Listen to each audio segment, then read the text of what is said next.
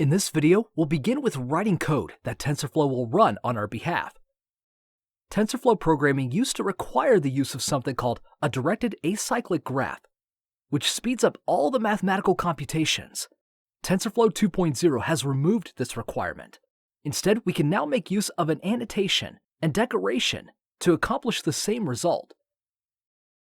Before we get started, let's take a look at the problem we're trying to solve. The first equation on the screen is called a hypothesis. It's the equation for linear regression.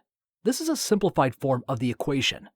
The output of this equation, called y, is a numeric value, and the input to this equation is our training data called x. One thing to note about x is that it must be represented by numbers. The original representation of your data could be numeric, such as a temperature, or binary, like images, sound, or video.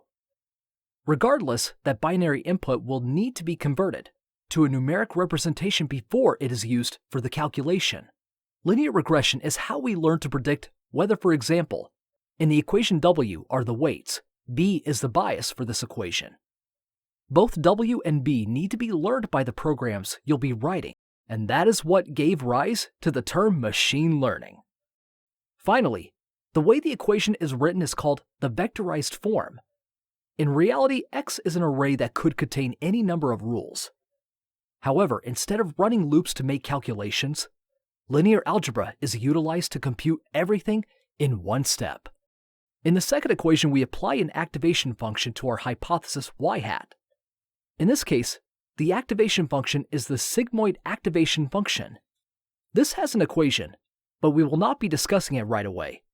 That activation function squeezes the original numeric output from linear regression into a range from 0 to 100, essentially giving us a percentage.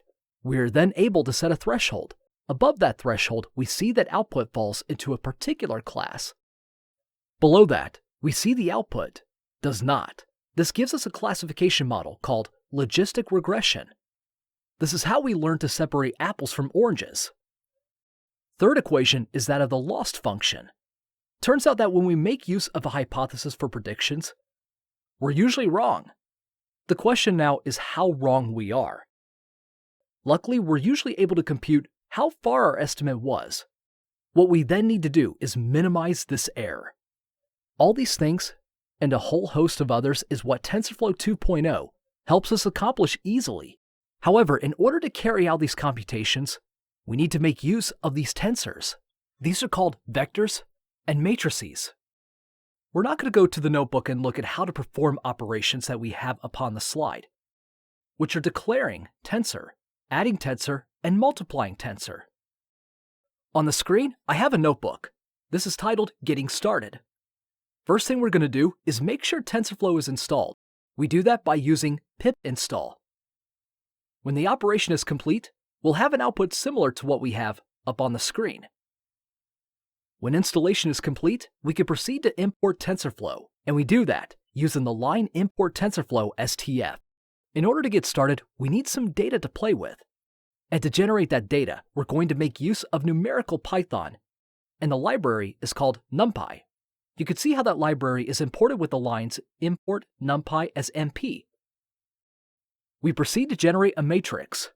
In this case, we generate a 5x5 matrix made up of all ones.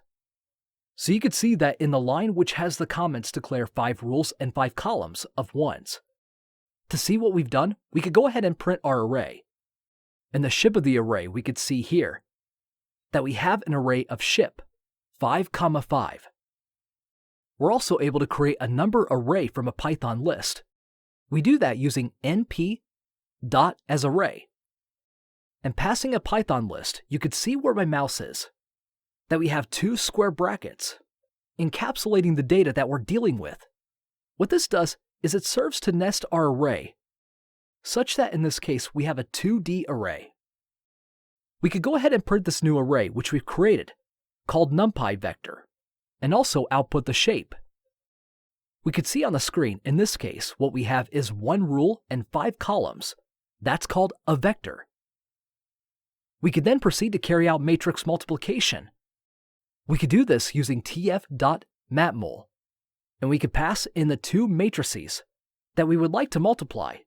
There's something special about multiplying matrices, which is that the setting condition needs to be satisfied.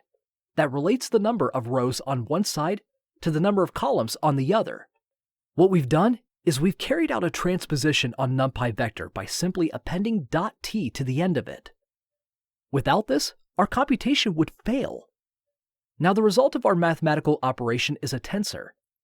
We can see that when we print out that we have this declaration around the output, which is called tf.tensor. We can also see the shape of our tensor. In this case, it has 5 rows and 1 column. Now there are a few important details to note in the operation of above. First, the 5x5 matrix was generated as an array of floating point numbers, so the matrix that multiplies it must use floating point numbers to avoid any errors. Secondly, when creating NumPy vector, we put a dot after a number to make it float. Third, when multiplying matrices, the number of rows in the first matrix must equal the number of columns in the second matrix. Finally, we apply a transpose to our second matrix to get it into the desired shape for our multiplication. Let's look at addition. Addition requires both tenses or matrices to be of the same shape. Notice how we added tensor and a NumPy array without any explicit conversions. You can see that in tensor 2, where we make use of tf.add. We can go ahead and print the result of that operation. There's something called broadcasting, which lets us use a single value in place of the vector. This will be converted into a vector of the appropriate size on the fly. Tensor 3 is created using a mathematical operation tf.multiply. That makes use of 2 inputs tensor 2 and a simple numeric variable. Now Python makes use of different types of data types and structures.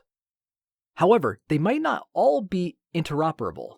Particularly, tensors cannot be taken back into Python and used, as there will be a need to convert them first back into NumPy arrays. We can do this explicitly or implicitly. The first line we print our tensor, but we append .numpy to the end to explicitly convert into a NumPy array. The second operation, we perform a NumPy operation by calling np.add, passing a tensor in the first variable, and passing irregular integer in the second variable, and our output is now a NumPy array. To recap what we learned so far, we know how to install TensorFlow. Then we saw how to import TensorFlow. Finally, we saw how to carry out simple numerical operations using tens of. Let's put everything we learned so far together by looking at how we can implement the equation on the slide. Let's proceed to another notebook.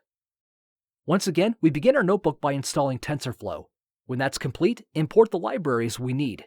In this case, TensorFlow and NumPy. Now let's introduce functions.